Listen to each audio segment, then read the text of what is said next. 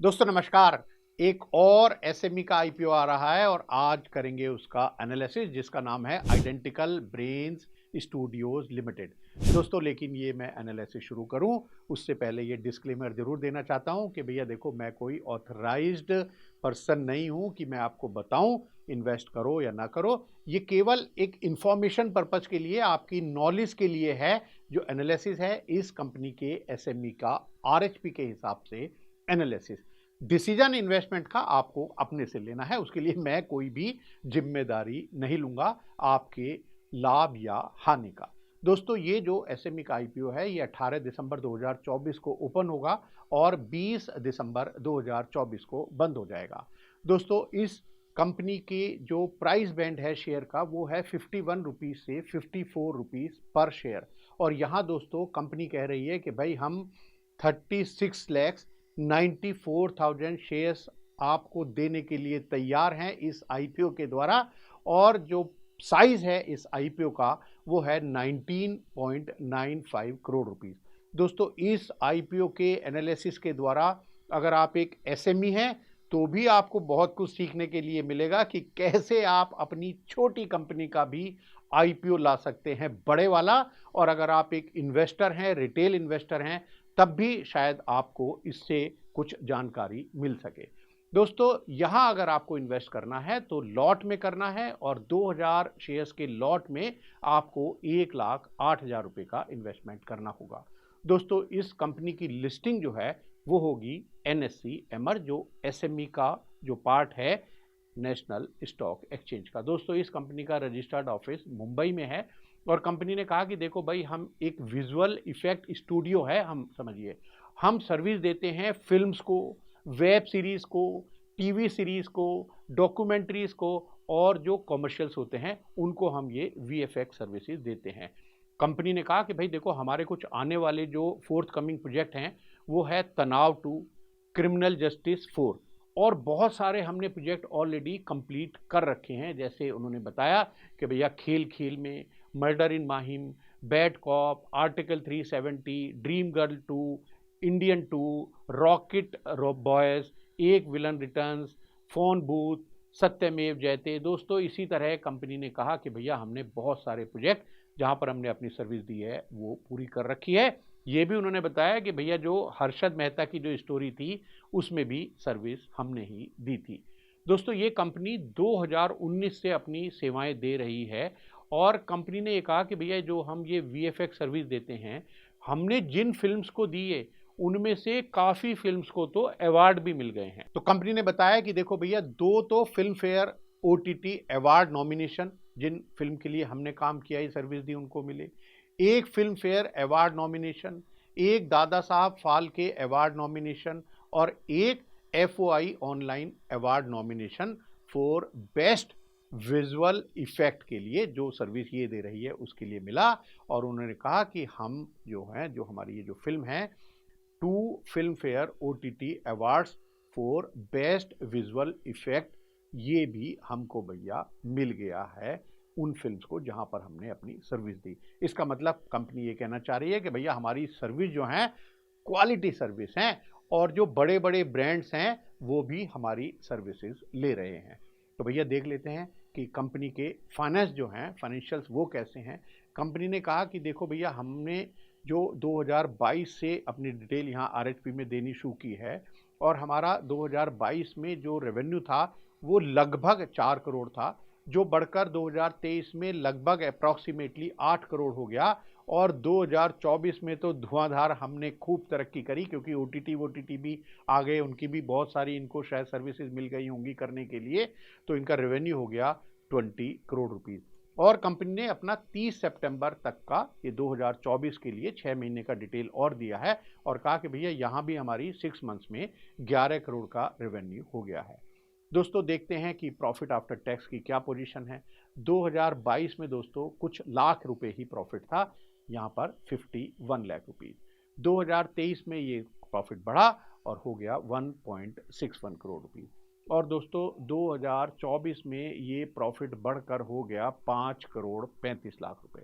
अब दोस्तों कंपनी ने अपना 30 सितंबर 2024 का प्रॉफिट भी बताया और उन्होंने कहा है कि भैया 30 सितंबर 2024 को भी हमारा जो प्रॉफिट है वो धुआंधार है, कंपेरेबल है और वो 2.40 करोड़ के लगभग हो गया है इन 6 महीने में। तो दोस्तों ये तो हुए कंपनी की फाइनेंशियल्स के बारे में। मैं आपको इन फाइनेंशियल्स के बारे में कुछ और भी शेयर कैपिटल के बारे में भी बताऊंगा, इसलिए इस वीडियो को देखते रहिए, क्योंकि अगर आपकी कंपनी बहुत छोटी है, 1-2 लाख रुपए की अभी शेयर कैपिटल है, तब भी आप अगले साल अपने एसएमई का आईपीओ प्लान कर सकते हैं। वो कैसे होगा, इस वीडियो को आखिर तक जरूर देखिएगा।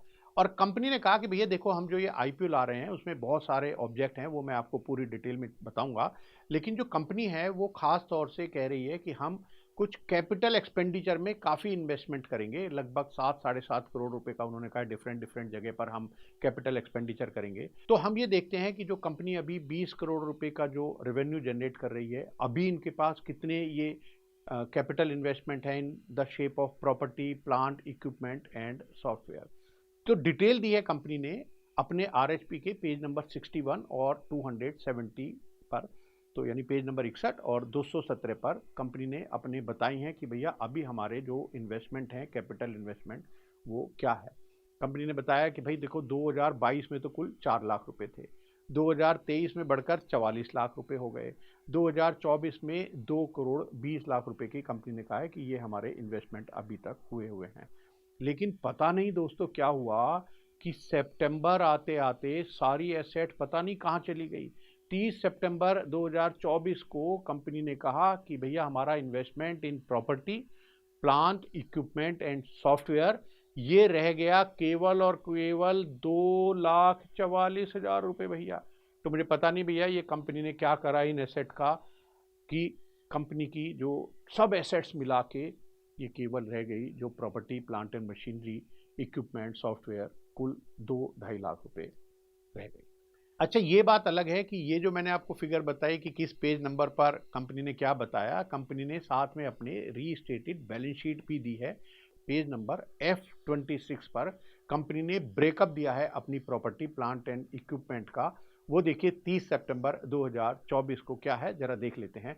कंपनी ने कहा कि भैया हमारे पास कंप्यूटर एंड पेरिफेरल्स 9 लाख रुपए के हैं, furniture and fixtures 45 lakh rupees के हैं, सॉफ्टवेयर 38 लाख रुपीस के हैं, व्हीकल 13 लाख रुपीस के हैं और ऑफिस इक्विपमेंट 5 लाख रुपए के हैं। बस इतना सा इन्वेस्टमेंट है। इन छोटे से इन्वेस्टमेंट पर कंपनी बड़ा भयंकर बिजनेस कर रही है। 20 करोड़ का टर्नओवर किया कंपनी ने, लेकिन अब बहुत इन्वेस्टमेंट करना चाहती है कंपनी, जरा उसके बारे में देखेंगे। खास बात मैं एक बात और बता दूं कि कैश फ्लो के मामले में कंपनी थोड़ा ठीक है। 2022 में नेगेटिव था जरूर, लेकिन 2023 और 2024 में कंपनी का कैश फ्लो ऑपरेटिंग एक्टिविटीज से पॉजिटिव में था। हाँ, 2024 सितंबर में ये दोबारा से नेगेटिव हो गया है। जो इन्वेस्टिंग एक्टिविटीज हैं उससे जो कैश फ्लो है वो 22 सन से लेके 2024 तक हमेशा नेगेटिव ही रहा है। तो चलिए दोस्तों, इसका खास बात अब देखते हैं कि भैया जो हमसे आप ये फंड लेना चाहते हो, क्या करोगे उस पैसे का, वो तो बता दो जरा। तो कंपनी ने बताया है अपने ऑब्जेक्ट। उन्होंने कहा है कि देखो, एक तो हम करेंगे कैपिटल एक्सपेंडिचर की funding towards renovation of existing Andheri office and studio. Company ने कहा है कि भैया हमारा जो ये रजिस्टर्ड ऑफिस है वो रजिस्टर्ड ऑफिस ही नहीं, वहां पर स्टूडियो भी है और वहां हम करेंगे 51.78 लाख रुपीज, लगभग 52 लाख रुपए हम यहां पर रेनोवेशन में खर्च करेंगे। बिल्कुल ठीक बात है भैया, क्योंकि आपके पास भी लोग आते होंगे, बड़े बड़े फिल्म के डायरेक्टर, प्रोड्यूसर भी कभी देखने आते होंगे, उनकी टीम आती होगी। तो अगर ऑफिस उतना अच्छा नहीं है या है भी तो आप उसको और रिनोवेट करेंगे, तो मुझे लगता है कि ये और आपके लिए अच्छी बात होगी। बढ़िया भैया, 52 लाख रुपए आप यहाँ पर लगा दीजिएगा। दोस्तों कंपनी ने एक और ऑब्जेक्ट बताया। उन्होंने कहा कि भैया funding of capital expenditure towards establishment of colour grading digital intermediate and sound studio setup at new branch office at Andheri. यहां कंपनी ने कहा कि भैया हम यहां पर 286.49 लाख रुपीज यानी लगभग 2.86 करोड़ रुपीज एक नया ऑफिस और बनाएंगे भैया, उसमें खर्च करेंगे। कंपनी ने यह भी बता दिया कि ये जो नया ऑफिस है ये एक ब्रांच ऑफिस होगा इसमें उन्होंने कहा कि भाई देखो ये हम लेंगे, इसके लिए अभी हमने LOI साइन की है, कोई अभी एग्रीमेंट वगैरह साइन नहीं हुआ, लेकिन जब तक ये पैसा आने की तैयारी होगी हम भैया एग्रीमेंट भी कर लेंगे। तो कंपनी ने ये भी कहा कि भाई देखो लगभग 69 लाख रुपीस तो हम करेंगे इसमें रेनोवेशन पर खर्च, और टेक्नोलॉजी इन्वेस्टमेंट बहुत इंपॉर्टेंट है। तो कंपनी ने कहा 2.17 करोड़ रुपीस यहाँ पर इस नए ऑफिस में हम टेक्नोलॉजी इन्वेस्टमेंट पर खर्च करेंगे। तो इस तरह टोटल खर्च करेंगे 2.86 करोड़ रुपीस। कंपनी ने यह भी बताया कि देखो भैया ये मशीनें बहुत महंगी होती हैं, ये तो हम सस्ते में काम चला रहे हैं, वो इसलिए क्योंकि कुछ हमने सेकंड हैंड मशीन भी परचेज करने के लिए यहाँ पर देख लिए हैं, और जिनकी जो एस्टिमेटेड लाइफ है वो 5 साल जरूर है। तो ठीक है भैया, आपने देख लिया होगा, आपके जो भी इंजीनियर हैं उन्होंने सब चेक कर ली होगी, तो ये भी इन्वेस्टमेंट मुझे लगा कि बढ़िया इन्वेस्टमेंट होगा। टेक्नोलॉजी में आप इन्वेस्टमेंट करते हैं हमेशा अच्छा रहता है। एक और ऑब्जेक्ट बताया दोस्तों कंपनी ने, उन्होंने कहा कि भाई अब हम एक और फंडिंग करेंगे इस IPO प्रोसीड से for capital expenditure towards establishment of new branch office in Lucknow.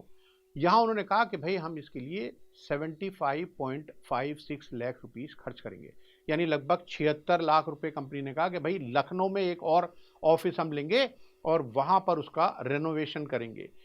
तो लखनऊ में लेंगे, तो हाँ लखनऊ में लेना शायद इसलिए अच्छा होगा क्योंकि कंपनी भैया पहले भी लखनऊ में एक ऑफिस ऑलरेडी चला रही है और वो शायद छोटा पड़ता होगा या ठीक जगह नहीं होगी। तो कंपनी ने कहा कि भाई हम अपना जो करंट ऑफिस है लखनऊ का उसको शिफ्ट करना चाहते हैं, और ये जो बता दिया करंट ऑफिस उन्होंने, ये 48B आलमबाग लखनऊ में है। इसको उन्होंने कहा कि भाई ये ऑफिस हम यहाँ से बदल कर नए ऑफिस में लेंगे और वहां पर हम ये इन्वेस्टमेंट करेंगे 75-76 लाख रुपए का उसके रेनोवेशन पे। अब कंपनी ये भी कह रही है यहाँ पर एक जगह कि भैया हम लगभग एस्टिमेटेड अमाउंट जो है ये 60.44 लाख रुपीस है। हाँ, ऑब्जेक्ट में तो बताया था 75.56 लाख रुपीस, जहाँ डिटेल दे रहे हैं वहाँ कह रहे हैं 60.44 लाख रुपीस। ये भैया गड़बड़ है कुछ, ये अमाउंट में शायद दोबारा देख लीजिएगा, कंपनी और आपके जो मर्चेंट बैंकर हैं जरा देख लीजिए भैया, 60 लाख खर्च करना चाहते हैं, 76 लाख खर्च करना चाहते हैं, देख लीजिए फिर खर्च कर लीजिएगा भैया, हमारी तो हम तो IPO से पैसा आपको दे देंगे। दोस्तों कंपनी ने यह भी कहा कि ये जो खर्च हम करेंगे 2025 और 2026 में खर्च करेंगे।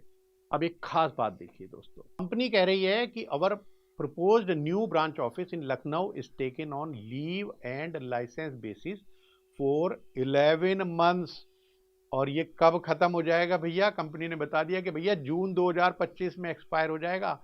और फिर भैया आप अगर जून 2025 में खर्च हो जाएगा, मार्च 2025 तक तो आप कह रहे हो कि भैया ये इसका रेनोवेशन करके रखेंगे हम, क्योंकि आपने कुछ जुलाई अगस्त में ले लिया था, और भैया मार्च में आप रेनोवेशन तैयार करके इस ऑफिस को रखोगे, अप्रैल में शिफ्ट करोगे, जून में निकाल देंगे आपको कि भैया बाहर निकलो, 11 महीने के लिए है। मुझे ऐसा लगता है कि कोई भी समझदार जो कोई कंपनी होगी वो 11 महीने के लिए अगर कोई उनको किराए पर जगह मिल रही है, बाद में रिन्यू हो या ना हो दोनों पार्टी की रजामंदी से, लेकिन एक बार तो 11 महीने के बाद जो आपका लैंडलॉर्ड है उसकी तलवार आपके ऊपर लटकी हुई है कि वो आपको निकाल सकता है। ऐसी जगह में 76 लाख रुपीस इन्वेस्ट करना, ये भैया कुछ हमें समझ नहीं आया। हो सकता है क्योंकि ये आप अपने प्रमोटर समीर राय जी से ले रहे हैं, तो इसलिए शायद आपने ये डिसाइड किया हो। एक और बहुत महत्वपूर्ण ऑब्जेक्ट बताया कंपनी ने, उन्होंने कहा कि funding of capital expenditure for purchase of computers, storage systems and software to further strengthen the existing facilities and offices of the company. और यहाँ पर बड़ा इन्वेस्टमेंट कंपनी ने कहा है कि 3.43 करोड़ रुपीस हम यहाँ पर खर्च करेंगे। दोस्तों इसके बारे में कंपनी ने डिटेल दी है पेज नंबर 97 और 98 ऑफ RHP। उन्होंने कहा कि देखो भैया 1.68 करोड़ रुपए तो जो हम खर्च करेंगे वो हम करेंगे रजिस्टर्ड ऑफिस में इन टेक्नोलॉजी इन्वेस्टमेंट। तो भैया रजिस्टर्ड ऑफिस में तो आप रेनोवेशन के लिए भी आप पैसे मांग रहे हो, यहाँ पर वो कह रहे हैं कि भैया लेकिन हम यहाँ पर इस रजिस्टर्ड ऑफिस में 50 कंप्यूटर और कुछ और भी इक्विपमेंट लेकर आएंगे इस IPO के प्रोसीड से। फिर उन्होंने कहा कि भाई इसमें लगभग 87.56 लाख जो हैं वो हम इन्वेस्ट करेंगे 48B आलमबाग लखनऊ वाले ऑफिस में कंप्यूटर लाने के लिए। लेकिन ये ऑफिस तो भैया अब आपको शिफ्ट कर देना है नए वाले ऑफिस में जो आपने 11 महीने के लिए लिया है, और वो भी भैया जून 2025 तक ही आपके पास है। तो कंपनी ने कहा कि भैया अभी जो है हम जो भी कंप्यूटर है वो पहले इस वाले ऑफिस में रखेंगे और फिर हम नए वाले ऑफिस में ले जाएंगे। जब वो मार्च में तैयार हो जाएगा रेनोवेट होके, अप्रैल में उस ऑफिस में ले जाएंगे। तो थोड़ा समझ जरा कम आ रहा है कि भैया कंप्यूटर अभी आप जनवरी फरवरी में लोगे, हाँ, फिर आप इस नए ऑफिस में लगाओगे, फिर उनको उठा के लेके चलोगे नए ऑफिस में, फिर जून में कोई और ऑफिस ढूंढोगे या पता नहीं वो आपका रिन्यू होगा या नहीं होगा, क्यों आप उसमें पैसे लगा रहे हैं। तो ये थोड़ा समझ कम आया है। दोस्तों यहां भी और 50 कंप्यूटर लेकर आना चाहती है कंपनी, और साथ में कुछ और इक्विपमेंट और सॉफ्टवेयर भी हैं, वो भी इस लखनऊ के पहले पुराने ऑफिस में रखेंगे, फिर उसको नए ऑफिस में लेकर जाएंगे। वहां भी बस जून 2025 तक ही किराए पर है। तो ये हो गए दोस्तों दो जगह पर, दो ऑफिस में 100 कंप्यूटर्स ले आई कंपनी, और उसके अलावा जो और कुछ टेक्नोलॉजी इन्वेस्टमेंट है वो तो और कर लिया। और देखिए दोस्तों और देखिए अभी बच गए पैसे इस वाले ऑब्जेक्ट में लगभग 87.56 लाख रुपीस, यानी 87-88 लाख रुपए। वो कह रहे हैं कि भाई वो भी हम टेक्नोलॉजी इन्वेस्टमेंट में खर्च करेंगे अपने पालगढ़ ऑफिस में। और यहां भी कंपनी कह रही है कि भैया यहां भी 50 कंप्यूटर लगाएंगे, कुछ और इक्विपमेंट हैं वो भी लेंगे और सॉफ्टवेयर भी इंस्टॉल करेंगे। तो दोस्तों इस तरह से कंपनी 150 नए कंप्यूटर खरीद रही है। दोस्तों मैं आपको आगे ये भी बताऊंगा कि भैया ये 150 कंप्यूटर रखने की जगह भी कंपनी के पास होगी इन ऑफिस में या नहीं होगी। बहुत ही इंपॉर्टेंट रोचक होने वाला है दोस्तों, ये वीडियो आगे पूरा जरूर देख लीजिएगा। कंपनी ने बताया है अपनी जो भी एसेट हैं, पेज नंबर 180 RHP के, उसमें उन्होंने कहा कि देखो भैया एक तो रजिस्टर्ड ऑफिस है, उसका हमारा जो एरिया है 2000 स्क्वायर फीट है, और ये हमें अप्रैल 2026 तक के लिए अवेलेबल है। यहाँ पर कंपनी कह रही है कि भैया हमारे पहले से तो लोग कुछ काम करते ही होंगे, कुछ हम टेक्नोलॉजी में और भी यहाँ इन्वेस्टमेंट के लिए, इसके लिए भी हमने इस IPO से भी इन्वेस्ट करेंगे, और 50 कंप्यूटर और साथ में कुछ और इक्विपमेंट सॉफ्टवेयर हम यहाँ इस 2000 स्क्वायर फीट के ऑफिस में और लगाएंगे। उन्होंने कहा कि भैया एक ब्रांच ऑफिस है हमारा लखनऊ में, वो 1900 स्क्वायर फीट का है, उसमें भी एग्जिस्टिंग स्टाफ भी होगा, एग्जिस्टिंग मशीन भी होगी। वहाँ भी कह रहे हैं 50 कंप्यूटर्स हम और लगाएंगे, और इनको कंप्यूटर्स को फिर लेकर चलेंगे मार्च अप्रैल के बाद नए ऑफिस में, जो मैंने आपको बता दिया जून 2025 तक अवेलेबल है इनके पास। सबसे मजेदार तो दोस्तों इनका जो पालगढ़ का ऑफिस है 800 स्क्वायर फीट का है। ये 11 महीने के लिए है कंपनी के पास, और भी स्टाफ बैठता होगा साहब आपका, अभी भी काम कर रहे होंगे। 800 स्क्वायर फीट में 50 कंप्यूटर और रखकर काम करेंगे। तो मेरी आपसे हाथ जोड़कर ये निवेदन है कि भाई साहब जरा अपने आर्किटेक्ट साहब से हमें भी मिलवा दीजिए, बाकी दिल्ली बॉम्बे और जो लोग हैं उनसे भी, उनको भी मिलवा दीजिए, ताकि वो भी ऐसा कुछ डिजाइन बना सकें कि 800 स्क्वायर फीट के ऑफिस में 50 नए कंप्यूटर, यानी 50 तो ये लोग और आएंगे, इसके अलावा आपका जो और भी इक्विपमेंट्स हैं वो होंगे, और जो आपके एग्जिस्टिंग जो स्टाफ बैठता होगा वो होगा। ये जरा जो जादू है ये प्लीज हमें भी समझा दीजिए। एक कंपनी ने यहाँ पर अपना जो प्रपोज्ड ऑफिस है उसकी भी डिटेल बताई है। वो काफ़ी बड़ा इन्होंने ऑफिस लिया है अपने एग्जिस्टिंग ऑफिस के कंपैरिजन में। वो 5400 स्क्वायर फीट का ऑफिस लिया है, 60,000 रुपये पर मंथ उसका रेंट है। ये जो ऑफिस है लखनऊ में लिया है, और ये जून 2025 में इसकी लीज खत्म हो जाएगी। एक और जो ये ब्रांच ऑफिस खोल रहे हैं अपना अंधेरी में, उसकी डिटेल यहाँ पर नहीं दी है, शायद इसलिए नहीं दी होगी कि भैया अभी तो केवल LOI है, उसका एग्रीमेंट जब साइन होगा तब हम बताएंगे आप। दोस्तों एक और ऑब्जेक्ट बताया कंपनी ने, उन्होंने कहा कि भाई हम फंडिंग करेंगे और इंक्रीमेंटल वर्किंग कैपिटल रिक्वायरमेंट, और वहां पर हम लगभग 7 करोड़ रुपए खर्च करेंगे, 704 लाख रुपीस प्रिसाइजली। दोस्तों वर्किंग कैपिटल पर मैं कोई कमेंट नहीं करना चाहता, क्योंकि अपनी पुरानी बहुत सारी वीडियो में मैं बता चुका हूं कि ये कंपनीज जो हैं वर्किंग कैपिटल का असेसमेंट कैसे कर रही हैं, 2 साल में उसको डिवाइड कैसे कर रही हैं, वो मुझे समझ नहीं आ पाता। मेरी तो बस जो भी रेगुलेटर्स हैं और मर्चेंट बैंकर्स हैं उनसे रिक्वेस्ट है कि भाई वर्किंग कैपिटल की अगर ये जो असेसमेंट है ये किसी बैंकर से भी आप वेट करा लें तो ज़्यादा अच्छा होगा। इसके अलावा दोस्तों कंपनी जनरल कॉर्पोरेट पर्पज जो हैं उनके लिए भी खर्च तो करेगी ही। दोस्तों यहाँ पर मैं आपको ये और बता दूं कि ये जो स्टाफ है ना, ये जो कंप्यूटर्स है, हर ऑफिस में 50-50 कंप्यूटर रख रहे हैं, कंपनी के एग्जिस्टिंग स्टाफ भी है। कंपनी ने बताया कि भाई 110 लोग तो हमारे ऑलरेडी काम कर रहे हैं। ये बात अलग है कि उनमें से कुछ परमानेंट है और कुछ कॉन्ट्रेक्चुअल बेसिस पर हैं।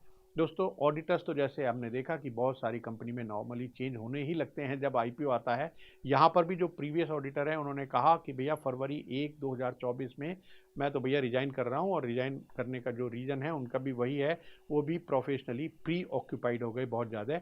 मेरी इन ऑडिटर से रिक्वेस्ट है कि भैया जब कंपनी आईपीओ में आ रहा है तो आपकी भी ग्रोथ यहाँ पर दिखाई दे रही है मुझे, तो प्लीज़ आप ऐसे में क्यों रिजाइन करते हैं? जब कंपनी बड़ी हो रही है, जब आपने एक पौधा लगाया और जब वो बड़ा होने लगा तब आप उसमें से रिजाइन कर क्यों जा रहे हैं? दोस्तों मैंने आपसे कहा था कि मैं आपको इस वीडियो के द्वारा ये सिखाऊंगा कि अगर आप एक एसएमई हैं, आपकी जो शेयर कैपिटल है थोड़ी है, 1-2 लाख रुपए है, तब आप अपनी कंपनी का आईपीओ कैसे ला सकते हैं। क्योंकि लोग कहेंगे आपको कि भैया क्या यार ये 1-2 लाख रुपए की शेयर कैपिटल लेकर घूम रहे हो, 10,000-12,000 शेयर हैं, कहाँ से तुम आईपीओ ले आओगे, कितने शेयर्स दे दोगे तुम यार पब्लिक को? यहाँ सीखने की जरूरत है दोस्तों। पेज नंबर 80 पर आइए आरएचपी के, और दोस्तों देखिए कंपनी की कैपिटल कैसे बढ़ती है।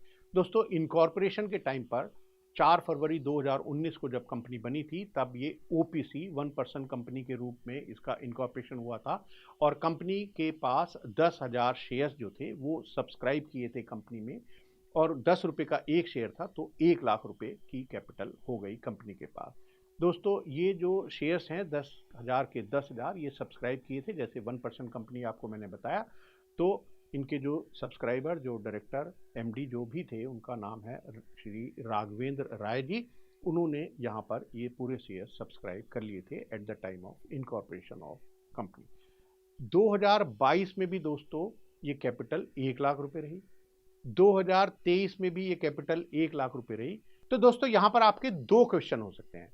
एक क्वेश्चन तो आपका ये हो सकता है कि भैया 10,000 शेयर हैं कंपनी के, वो पब्लिक में कितने शेयर दे देगी? आप तो कह रहे हो कि भैया लाखों में ये शेयर्स दे दिए कंपनी के पब्लिक के लिए। और दूसरा आपका क्वेश्चन हो सकता है कि भैया कुल 1 लाख रुपए की कैपिटल 2023 तक थी, तो भैया ये कंपनी आईपीओ में फिर कितने पैसे लेगी, कितना शेयर जो है वो पब्लिक को देगी? दोस्तों ये मैजिक कैसे होता है मैं आपको बताता हूँ। 15 दिसंबर 2023, ज़्यादा पुरानी बात नहीं है दोस्तों, 15 दिसंबर 2023 को 1,557 शेयर कंपनी ने इशू कर दिए। तो आप कहेंगे भैया ये 1500 शेयर और इशू करने से क्या हो जाएगा? मैजिक तो दोस्तों यही है, क्योंकि कंपनी के पता नहीं वो कौन सब्सक्राइबर थे जिन्होंने ये शेयर्स ले लिए 25,500 रुपये पर शेयर के हिसाब से। तो भैया अब तो मैं कहूँगा कि भैया लुट रहा है माल, ले लो फटाफट ले लो, क्योंकि अब तो आपको बहुत सस्ते में काम हो रहा है, बहुत सस्ते शेयर मिल रहे हैं। एक साल पहले 15 दिसंबर 2023 को ये 1557 शेयर्स कंपनी ने दिए थे 25,500 रुपये पर शेयर के हिसाब से ऑन प्रेफरेंशियल इशू बेसिस पर दोस्तों। फिर दोस्तों 15 दिसंबर 2023 तक ये कंपनी के पास शेयर हो गए 10,000 और 1557 यानी 11,557। मैं समझता हूं दोस्तों कि आप अभी भी कहेंगे कि भैया आप तो कह रहे हो 36,94,000 शेयर्स कंपनी जो है दे रही है पब्लिक को, उसके लिए इशू लेकर आ रही है, तो ये क्या 11-12,000 शेयर से क्या होगा? दोस्तों मैं आपको और डिटेल में बताता हूँ, दोनों क्वेश्चंस के आपके जवाब देता हूँ कि भाई ये शेयर्स के जो नंबर हैं वो कुल 11-12,000 हुए, और जो अमाउंट है वो कैसे बढ़ा, दोनों सवालों का जवाब अब मैं आपको देता हूं जो इनके आरएसपी में है। दोस्तों जब कंपनी ने ये 1557 शेयर इशू कर दिए 25,500 रुपये में, तब शायद उन्होंने इसलिए खरीदा होगा कि या तो उनको पता होगा कि भैया आने वाले समय में कंपनी बोनस शेयर इशू करने वाली है, तो या तो कंपनी ने पहले उनको बता दिया होगा, या भैया वो किसी एस्ट्रोलॉजर को जानते होंगे, उन्होंने कहा होगा कि भैया तुम्हारा समय अच्छा चल रहा है, जिस रेट पे मिलो ले लो कंपनी के शेयर, इसके बहुत यहाँ पे तुम्हें फ्री में बोनस शेयर मिलने वाले हैं। क्योंकि दोस्तों 11 दिन बाद ही 26 दिसंबर 2024 को लॉटरी लग गई भैया इन शेयर होल्डर्स की, तो बोनस शेयर इशू हो गए। और बोनस शेयर दोस्तों किसको मिलते हैं? फ्री ऑफ कॉस्ट मिलते हैं, कोई उसका पैसा नहीं लिया जाता जो एग्जिस्टिंग शेयर होल्डर्स हैं। और बोनस शेयर कितने मिल गए भैया? जिसके पास एक शेयर था आपने भी सुना होगा बोनस शेयर की बात कि भैया 2 के बदले 1, 1 के बदले 5, 3 के बदले 1। यहां दोस्तों देखिए कैसे किस्मत खुली इन शेयर होल्डर्स की, जिसके पास एक शेयर था उसको बोनस शेयर मिल गए 595। दोस्तों एक शेयर के बदले 595 नए शेयर अलॉट कर दिए गए बोनस शेयर के रूप में। और दोस्तों ये जो शेयर अलॉट हुए वो हुए 68,76,415 और कंपनी की शेयर्स के जो नंबर है यहाँ हो गए 10-11 हज़ार नहीं, 68,87,972। दोस्तों अभी भी आपको लग रहा होगा कि कुछ कम हुए यार, अभी तो शेयर उसमें से 36 लाख तो हमको दे देंगे क्या। लेकिन दोस्तों जुलाई 2024 में कंपनी ने कहा कि भैया और बोनस शेयर ले लो, और अब उन्होंने कहा कि 34,43,986 शेयर्स और हम आपको बोनस शेयर दे देते हैं। यहां पर जिन्होंने कहा ये जरूर कि भैया जिसके पास 2 इक्विटी शेयर्स हैं उनको एक देंगे, क्योंकि पहले भैया बहुत आपको हम शेयर्स ये बोनस के रूप में दे चुके हैं। और लीजिए दोस्तों कंपनी के जो नंबर ऑफ शेयर है ना वो हो गए, जरा अंदाजा लगाइए, 1,03,31,958। तो दोस्तों इस तरह से जो कंपनी की शेयर कैपिटल 1 लाख रुपए थी 22 और 2023 फाइनेंशियल ईयर में, वो दोस्तों धुआंधार बढ़कर नंबर ऑफ शेयर भी बढ़ गए, रिजर्व सरप्लस भी बढ़ गए और कंपनी आ गई आपके पास इस एसएमई का आईपीओ लेकर। दोस्तों आपको ये एनालिसिस कैसा लगा मुझे कमेंट करके ज़रूर बताइए। ये मेरी कोई भी आपको एडवाइस इन्वेस्ट करने या न करने के बारे में नहीं है। मैं दोस्तों बस ये कहना चाहता हूँ, जितनी भी कंपनीज हैं और जितने भी उनके मर्चेंट बैंकर हैं, रेगुलेटर्स हैं, कि देखिए ये जो इकोसिस्टम है बड़ी मुश्किल से इस लेवल पर लाया गया है। आज हर एसएमई ये प्लान कर सकती है कि मैं अपना आईपीओ लेकर आऊँ, लेकिन जब ये मजबूत रहेगा, यहाँ पब्लिक का ट्रस्ट रहेगा, तभी तक हम समझते हैं कि ये एसएमई आईपीओ आगे जा सकता है। अगर ये ट्रस्ट एक बार टूट गया, जिसके लिए हम देख रहे हैं कि अभी जो सेबी है वो भी समय समय पर बहुत स्ट्रिक्ट डिसीजन लेती जा रही है, तो हमें सबको अपने जो आरएचपी है उसमें कोशिश करनी चाहिए कि जो भी डिटेल है सही सही अपने इन्वेस्टर्स को बताएं और फिर अपनी ग्रोथ करें। नमस्कार दोस्तों।